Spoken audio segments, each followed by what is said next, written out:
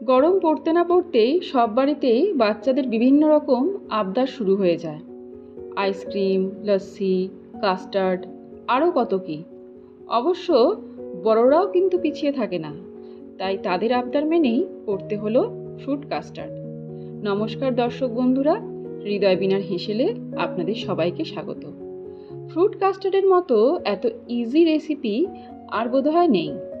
বাড়িতে আত্মীয় স্বজন আসলে ডেজার্ট হিসাবেও আপনারা কিন্তু এটি পরিবেশন করতে পারেন। তাহলে চলুন শুরু করা যাক। একটা সসপ্যানে 1 লিটার দুধ নিয়ে নিচ্ছি। 1 লিটার দুধের জন্য যদিও এই প্যানটা খুবই ছোট হয়ে গেছে, আপনারা দুধের পরিমাণ অনুযায়ী একটু বড় প্যান ব্যবহার করবেন। যেহেতু কাস্টার্ড বানানোর জন্য কন্টিনিউয়াসলি দুধটা নাড়তে থাকতে হয়, তাই প্যানটা একটু বড় নিলে সুবিধাই হয়। দুধটা রুম টেম্পারেচারে থাকা অবস্থাতেই আমি এর মধ্যে অল্প পরিমাণ জাফরান যোগ করছি। এতে কাস্টার্ডের রং খুব সুন্দর আসবে এবং অপূর্ব একটা গন্ধ বেরোবে। আর এই জাফরানের সাথেই আমি যোগ করছি গুঁড়ো দুধ। গুঁড়ো দুধ কাস্টার্ডের টেস্টটাকে আরও বাড়িয়ে তুলবে। আমি 1 লিটার লিকুইড দুধের জন্য 100 গ্রাম মতো গুঁড়ো দুধ ব্যবহার করছি। আমি আমুল স্প্রে ব্যবহার করেছি। ঠান্ডা অবস্থাতেই যদি গুঁড়ো দুধ যোগ করা হয় তাহলে কোনো রকম লাম্প হওয়ার চান্স থাকে না, কিন্তু গরম অবস্থাতে গুঁড়ো দুধ অ্যাড করলে অনেক সময় লাম্প তৈরি হয়ে যায়। গুঁড়ো দুধটা পুরোপুরি লিকুইড দুধের সাথে মিশে গেছে। এবার একটা বোলে 50 থেকে 60 ml মতো দুধ রেখেছি। দুধটা রুম টেম্পারেচারেই আছে। এতে কাস্টার্ড পাউডার মিশিয়ে নিচ্ছি। আমি ভ্যানিলা ফ্লেভার্ড কাস্টার্ড পাউডারই ইউজ করেছি। বাজারে এই ফ্লেভারেরই কাস্টার্ড পাউডার বেশি অ্যাভেলেবেল, যে কোনো মুদিখানার দোকানে ইজিলি পাওয়া যাবে। মেয়ের যেহেতু ইয়ারলি এক্সাম শেষ, তার ওপর আবার ওর পছন্দের ডেজার্ট হচ্ছে, তাই চলে এসেছে আমাকে হেল্প করতে। আমি 1 লিটার দুধের জন্য 5 টিস্পুন কাস্টার্ড পাউডার নিচ্ছি। আমাকে হেল্প করার জন্য ও কিন্তু ওর মতো একটা ইজি কাজ বেছে নিয়েছে। খুব ধৈর্য ধরে আর সুন্দরভাবে কিন্তু পাউডারটাকে দুধের সাথেও মিক্স করছে। পাউডারটা খুব ভালো করে মিক্স করতে হবে যাতে কোনো লাম্প না থাকে, এবং গরম দুধে দেওয়ার আগে এটাকে আরেকবার মিক্স করে নিতে হবে, কারণ কর্নফ্লাওয়ার থাকার জন্য এটা অল্প সময়ের মধ্যেই বোলের নিচে জমা হয়ে যাবে। এর মধ্যে আর কোনো লাম্প নেই। এটাকে আমি এবার পাশে রেখে দিচ্ছি। দুধ ভালো মতোই ফুটে গেছে। কন্টিনিউয়াসলি কিন্তু দুধটাকে নাড়তে থাকতে হবে, না হলে পাত্রের নিচে লেগে যাবে। দুধের কালারটা দেখুন হালকা হলুদ হয়ে এসেছে জাফরানের জন্য। এবার এই সময় দুধের মধ্যে অ্যাড করব চিনি। এই 1 লিটার দুধের জন্য আমি 1 কাপ চিনি অ্যাড করছি। আপনারা যেমন মিষ্টি খান সেই বুঝে চিনির পরিমাণ কমাতে কিংবা বাড়াতে হবে। চিনি দেওয়ার পর কন্টিনিউয়াসলি নাড়তে থাকতে হবে। মেল্ট হতে চিনি বেশিক্ষণ সময় নেবে না, আর পুরোপুরি মেল্ট হয়ে দুধের মধ্যে মিশে গেলে এর মধ্যে অ্যাড করব কাস্টার্ডের মিক্সচারটা। চিনিটা পুরোপুরি মেল্ট হয়ে গেছে দুধের মধ্যে। এবার কাস্টার্ডের মিশ্রণটাকে অল্প অল্প করে অ্যাড করব, আর কন্টিনিউয়াসলি নাড়তে নাড়তে সেটাকে সম্পূর্ণভাবে দুধের সাথে মিশিয়ে দেব। পুরো মিশ্রণটা একবারে দেবেন না, তাহলে লাম্প হয়ে যেতে পারে। হয়তো অত তাড়াতাড়ি আমরা সেটাকে দুধের মধ্যে মেশাতে পারবো না। তো অল্প অল্প দিতে হবে এবং অল্প অল্প দুধের সাথে মেশাতে হবে। এতে কোনো রকমভাবেই লাম্প তৈরি হবে না। দুধের মধ্যে সম্পূর্ণ মিশ্রণটা দিয়ে দিলাম। এবার কাস্টার্ডটা তৈরি না হওয়া অবধি সমানে নাড়তে থাকতে হবে। বেশিক্ষণ যদিও সময় নেবে না কাস্টার্ডটা তৈরি হতে, ম্যাক্সিমাম 4 থেকে 5 মিনিট মতো সময় লাগবে। কাঁচা গন্ধটা চলে যাওয়া মাত্রই গ্যাসটা কিন্তু অফ করে দেব।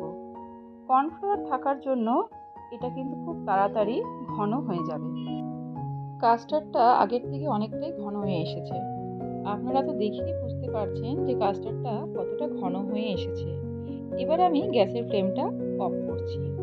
আপনারা ঠিক এই রকম ঘন থাকা অবস্থাতেই কাস্টার্ডটাকে নামিয়ে নেবেন, কারণ এর থেকে বেশি গাঢ় করে নামালে এটা প্রথমত রুম টেম্পারেচারে ঠান্ডা করা হবে, তারপরে আবার ফ্রিজে রাখা হবে, তো তখন আরও বেশি ঘন হয়ে যাবে। তাই ঠিক এই রকম অবস্থাতেই আমি কাস্টার্ডটাকে নামিয়ে নিচ্ছি।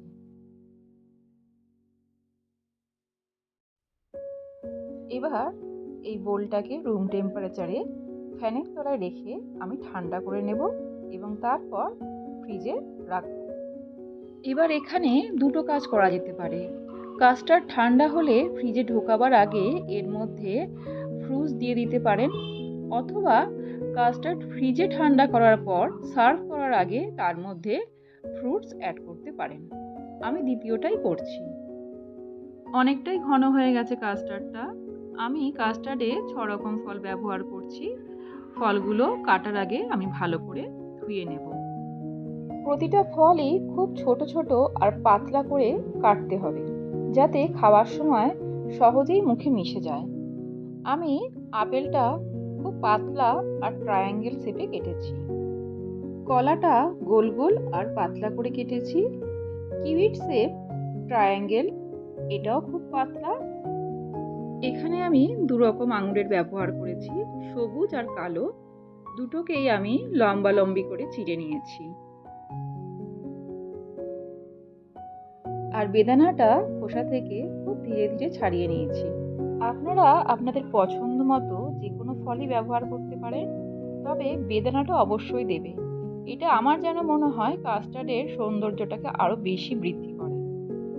কাস্টার্ডের কিছুটা পরিমাণ আমি অন্য একটা পাত্রে ঢেলে রাখলাম, কারণ এই পাত্রটা কাস্টার্ডে ভর্তি ছিল বলে এর মধ্যে ফ্রুটস আর অ্যাড করা যেত না। এবার তাহলে এর মধ্যে একে একে দিয়ে দিচ্ছি আপেল, তারপর কলা আর কিউই। কতটা পরিমাণ ফ্রুটস অ্যাড করবেন এটা কিন্তু আপনাদের নিজেদের উপরে নির্ভর করবে, তবে খুব বেশি পরিমাণ অথবা একদমই কম ফ্রুটস দেবেন না। কাস্টার্ডের পরিমাণের সাথে সামঞ্জস্য রেখে ফ্রুটটা অ্যাড করবেন। আর দিয়ে দিচ্ছি বেদানা, সবুজ ও কালো আঙুর। আপনারা যেরকম ফ্রুটস পছন্দ করেন তাই ব্যবহার করতে পারেন। কাস্টার্ডের মধ্যে কালারফুল ফ্রুটস দেখতে কিন্তু খুবই সুন্দর লাগে, তবে খুব বেশি টক জাতীয় ফল ব্যবহার করবেন না। আর তরমুজটা ব্যবহার করবেন না, কারণ তরমুজ থেকে জল বেরোয়, তো কাস্টার্ডটাকে তরমুজ কিন্তু পাতলা করে দিতে পারে। ধীরে ধীরে এবার এই সব ফ্রুটসগুলোকে কাস্টার্ডের সাথে মিশিয়ে নিচ্ছি। এবার কাস্টার্ড সার্ভ করার পালা। ওপর থেকে ছড়িয়ে দিচ্ছি প্রতিটা ফলেরই 2 থেকে 4টে করে পিস। এতে দেখতে খুবই অ্যাট্রাকটিভ লাগে। আমার বানানো কাস্টার্ডের এই রেসিপি আপনাদের ভালো লাগলে অবশ্যই লাইক আর পরিজনদের মধ্যে শেয়ার করবেন। আর আমার চ্যানেল হৃদয় বীণার হেসেল সাবস্ক্রাইব করতে একদমই ভুলবেন না। এই রেসিপি বাড়িতে বানিয়ে আপনাদের ভালো লাগলে অবশ্যই কমেন্ট করে জানাবেন। ফ্রেশ ফুড দেওয়া শেষে দিয়ে দিচ্ছি কিছু ড্রাই ফ্রুটস। আমি নিয়েছি কিশমিশ, কাজু ও আমন্ড। কাজু ও আমন্ড আগে থেকেই পাতলা করে কেটে রেখেছিলাম। সঙ্গে থাকার জন্য ধন্যবাদ। হারিয়ে যাওয়া ও আধুনিক রান্নার মেলবন্ধন পেতে গেলে দেখতে থাকুন হৃদয় বীণার হেসেল। সকলে ভালো থাকবেন, সুস্থ থাকবেন। নমস্কার।